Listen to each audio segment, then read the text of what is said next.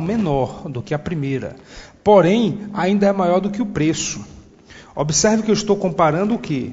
O ganho, o benefício marginal que eu vou ter, a utilidade marginal que eu vou desfrutar com o custo de comprar aquela barrinha. Até 2 barrinhas de chocolate ainda vale a pena. Apesar de eu ter um sacrifício aqui de R$2, mas eu tenho uma utilidade marginal superior. Chega um momento aqui, vamos supor que chega lá para 5 barrinhas de chocolate, tá certo? Inventando aqui uns valores só para ilustrar. A partir de 5 barrinhas de chocolate, já há uma igualdade aqui. A utilidade marginal é exatamente igual ao preço. É como se eu estivesse pagando R$2 para comprar a 5ª barrinha de chocolate e obtendo uma satisfação, um nível de utilidade equivalente a isso, equivalente a R$2. Então não vale a pena, a partir daqui, se eu aumento o meu nível de consumo para 6 barrinhas, por exemplo, se eu comprar a 6ª barrinha de chocolate, a utilidade marginal dessa 6ª unidade de produto vai ser menor do que o preço que eu vou pagar por ela.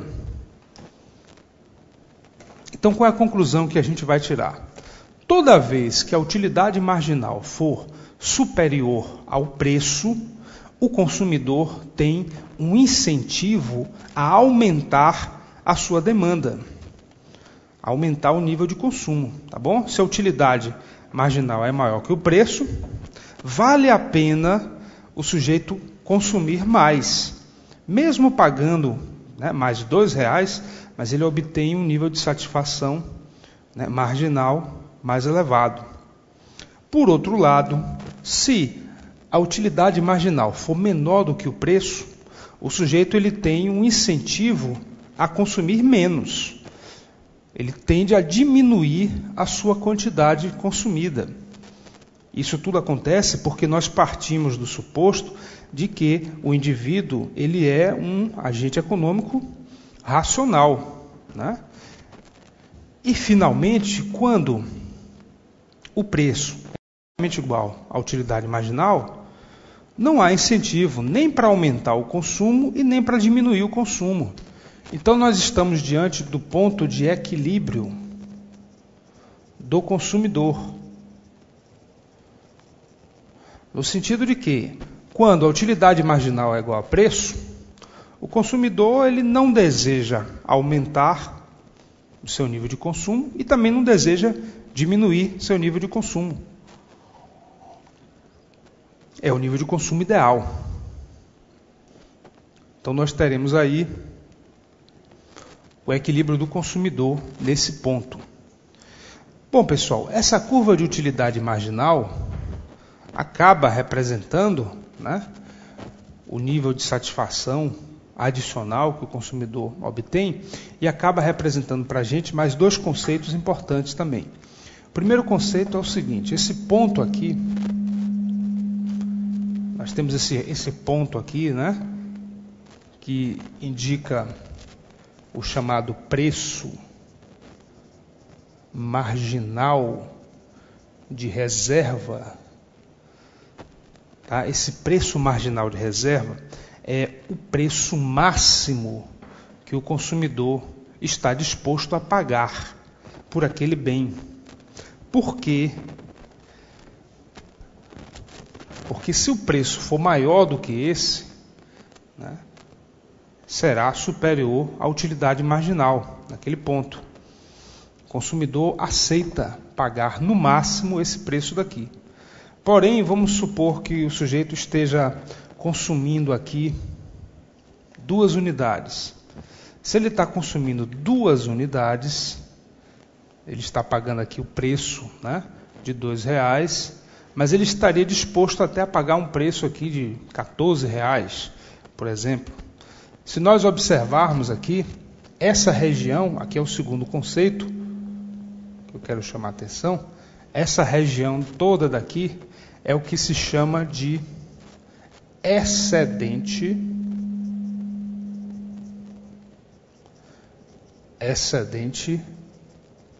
do consumidor. É toda essa região aí que eu escureci agora, que eu fiz aqui essa coloração. Essa região excedente do consumidor mostra a diferença entre os preços que ele estaria disposto a pagar e o preço que efetivamente ele está pagando. Então, nessa região aqui, nós temos uma maneira também de medir o nível de bem-estar do consumidor. Bom, na teoria cardinal, o equilíbrio do consumidor depende, portanto, apenas da utilidade marginal e do preço de um determinado bem. Então, o consumidor encontra o seu ponto de equilíbrio na hora dele definir. Ele vai ficar consumindo 5 unidades de chocolate, né? E agora, quantos quilos de feijão o sujeito vai comprar durante um certo período de tempo? Aí nós teríamos que fazer a mesma análise, né? A utilidade marginal do feijão e o preço do feijão. Bom, e quantas unidades de um outro produto, por exemplo, laranja, né? Quantas laranjas o sujeito vai consumir? Então teríamos um outro gráfico para comparar também a utilidade marginal da laranja e o preço da laranja. Bom, observando que o sujeito tem que pegar sua renda e distribuir na aquisição de vários bens, nós chegamos à conclusão de que a utilidade, na verdade, vai depender das quantidades de todos esses bens. Vai depender da maneira como o sujeito monta a sua cesta de consumo. Não adianta nada eu comprar todos os chocolates que eu desejo, mas não poder consumir laranja, ou não poder colocar gasolina no carro, ou pagar o ônibus, né? Ou então não conseguir comprar refrigerante, ou seja, não adianta eu obter um certo nível de utilidade de um bem e não conseguir comprar os outros bens de que eu necessito. Então nós passamos aí da teoria cardinal para uma outra teoria que será agora a teoria ordinal, também é chamada de teoria da escolha. Ordinal, também chamada de teoria da escolha, que parte dessa ideia muito simples. A satisfação do consumidor depende não apenas de quanto ele consome de um certo bem, mas de quanto ele consome das diversas mercadorias das quais ele necessita. Ele precisa tomar uma decisão, né? Alocar a sua renda em uma determinada distância. Para facilitar a nossa análise, vamos acompanhar aí os exemplos que nós temos a partir da página 3, considerando apenas 2 bens. Vamos considerar que um indivíduo precisa decidir como é que ele vai alocar sua renda mensal, né, o seu salário, na aquisição desses 2 bens, alimentação ou vestuário.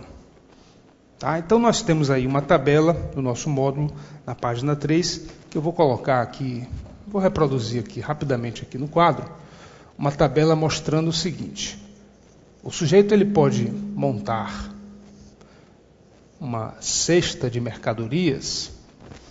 Uma cesta de mercadorias significa que ele vai alocar, né, a sua renda adquirindo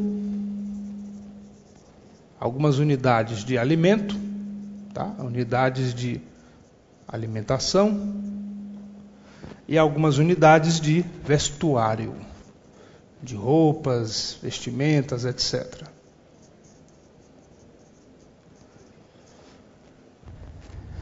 Então nós temos a possibilidade dele escolher uma cesta de mercadorias, vamos chamá-la de cesta número 1, na qual ele compra 10 unidades de alimentação e ele compra também 15 unidades de vestuário.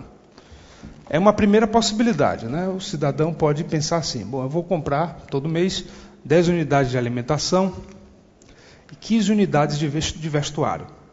Essa cesta número 1 gera para o sujeito um certo nível de satisfação. Ok? Observe que agora nós não estamos mais interessados em saber quanto é que o sujeito vai ficar satisfeito com a alimentação, Ou quanto é que ele vai ficar satisfeito ao comprar vestuário? Não. A pergunta é agora a seguinte: quanto o sujeito vai ficar satisfeito ao comprar alimentação e vestuário nessa distribuição aqui? Porque ele poderia também ter escolhido uma cesta de mercadorias número 2. Nessa outra cesta de mercadorias, ele está consumindo apenas 5 unidades de alimentação e 25 unidades de vestuário. É uma outra possibilidade. Será que ele está mais satisfeito aqui ou aqui? Né? Não dá para a gente saber a princípio, porque ele está menos satisfeito no tocante à alimentação e está mais satisfeito no tocante à quantidade de vestuário. E assim por diante, nós podemos ter uma outra cesta de mercadorias, uma cesta 3, com a seguinte combinação. Temos aí 20 unidades de alimentação e 10 unidades de vestuário. E agora, o que é melhor para o cidadão? Para o nosso amigo aí que nós estamos analisando. Essa cesta 1, a cesta 2, a cesta 3? Então, na tabela que nós temos aí na página 3, temos outras combinações possíveis. Né? Observe que cada uma dessas cestas tem o seu próprio nível de utilidade, o seu próprio nível de satisfação. Se nós representarmos num gráfico, agora sim, vamos colocar um gráfico representando essas cestas. Esse gráfico aqui de baixo seria o seguinte: a quantidade de vestuário, quantas unidades de vestuário o sujeito está adquirindo e quantas unidades de alimentação. Tá certo? Aqui são quantidades que serão adquiridas de vestuário e de alimentação. Então aquela cesta número 1 ficaria mais ou menos aqui. Ela corresponde a 10 unidades de alimentação e 15 unidades de vestuário. Está aqui a cesta número 1. Gera para o consumidor um certo nível de utilidade. A cesta número 2, por sua vez, ela significa 5 unidades de alimentação e 25 de vestuário. Então a cesta número 2 vai ser mais ou menos aqui.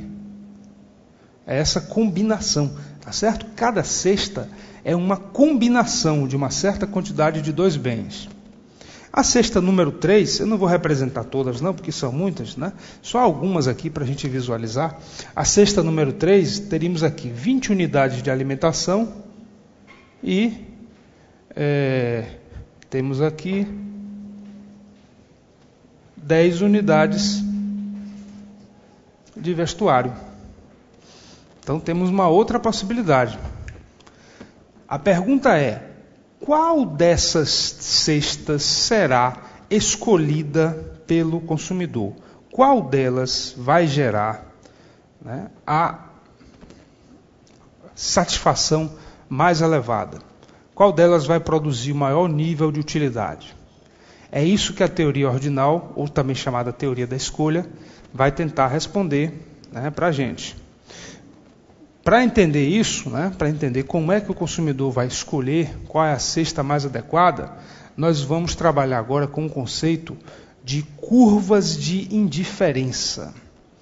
Certo? Vamos trabalhar com esse conceito aí das curvas de indiferença. Então já estamos aí na página 4. Vamos fazer do lado de cá aqui no nosso quadro o que são as curvas de indiferença. Ora, nós vimos que se o consumidor precisa decidir quantas unidades de um bem A, né, alimentação, vamos colocar aqui, alimentação, e nesse eixo aqui a quantidade de vestuário.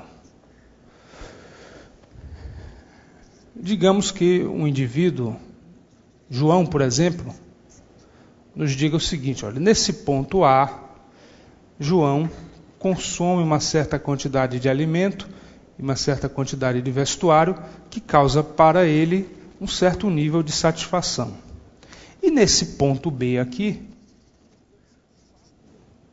nesse ponto B, nós já vemos que João aqui, ele consome bastante alimento e ele consome muito pouco em termos de vestuário. E agora a gente pergunta para João: ô João, o que é que você prefere aí? Qual é a cesta que você prefere? A cesta A ou a cesta B? E aí, surpreendentemente, João nos diz o seguinte: olha, para mim, tanto faz. A cesta A e a cesta B, elas me deixam no mesmo nível de satisfação. Para mim, é indiferente essa combinação A ou essa combinação B. Tá certo? Se João nos diz isso, que tanto faz para ele consumir pouca alimentação e muito vestuário, ou consumir essa quantidade de alimentação aqui, uma quantidade menor de vestuário, é a mesma coisa para ele, gera o mesmo nível, então nós vamos dizer que os pontos A e B são indiferentes, porque geram o mesmo nível de satisfação. Se tivermos aqui um ponto C,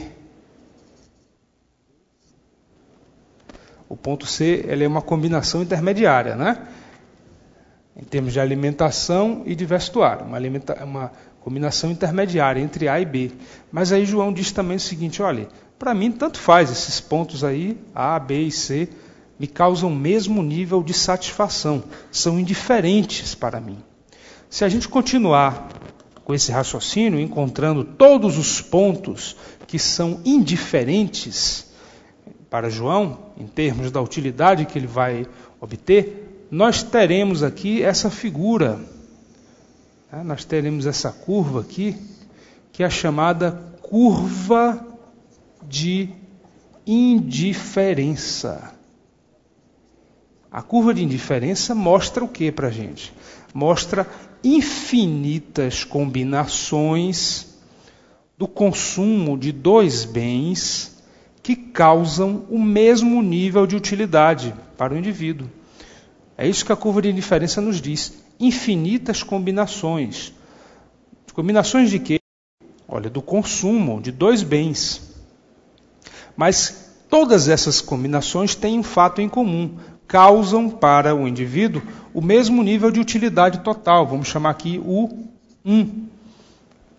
Causam esse nível de utilidade total, o 1. Agora, se a gente perguntar para João: ô João, e esse ponto D?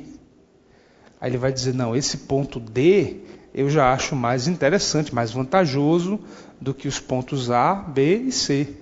Esse ponto D aqui representa uma certa quantidade de alimento e uma certa quantidade de vestuário que me causam uma satisfação maior do que qualquer um desses pontos.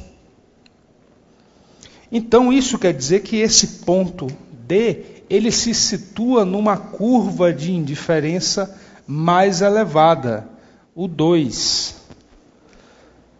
Esse ponto D, nós poderíamos ter aqui um ponto E. E a gente pergunta para João: João, você prefere o ponto D ou E? Ele vai dizer: tanto faz, os dois me deixam igualmente feliz. Agora, entre o ponto A, C e B e o ponto E, eu prefiro o ponto E. Então, esses dois são indiferentes entre si, mas deixam João numa situação melhor do que qualquer um desses pontos aqui de baixo. Então, nós temos uma curva de indiferença, nós temos aqui uma outra curva de indiferença, e na realidade, pessoal, poderíamos ter infinitas curvas de indiferença. Então, o que as curvas de indiferença nos dizem, elas mostram uma série de coisas para a gente, tá? E todos esses detalhezinhos, essas questões perguntam. Primeiro, uma curva de indiferença vai mostrar para a gente um certo nível de utilidade do indivíduo. Representa isso, um certo nível de utilidade, a partir da combinação de dois bens que estão sendo consumidos. As curvas de indiferença, elas são convexas em relação à origem, tá? São convexas em relação à origem, ou seja, tem a sua concavidade voltada para cima. E aí, na primeira aula, nós vimos aquela curva de possibilidades de produção, né? Vamos lembrar aqui, na primeira aula, nós vimos aqui a chamada curva de possibilidades de produção.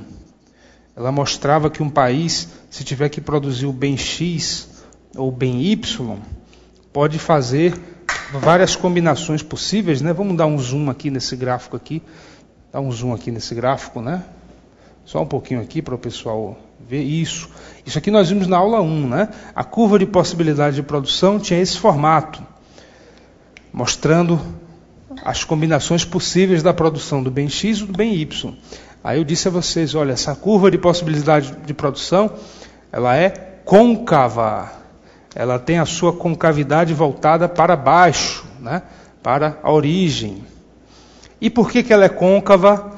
Porque à medida que a gente vai aumentando a produção de um bem, o custo de oportunidade na produção do outro bem vai aumentando. Agora, né? Agora sim, voltando para o gráfico aqui de cima, nós temos curvas que são convexas. Tem a sua concavidade voltada para cima. Outra característica importante é que essas curvas de indiferença, né? Chega mais perto aqui, chega mais perto do gráfico, elas são negativamente inclinadas. Elas são decrescentes. Negativamente inclinadas. Mais um aspecto. Curvas de indiferença mais externas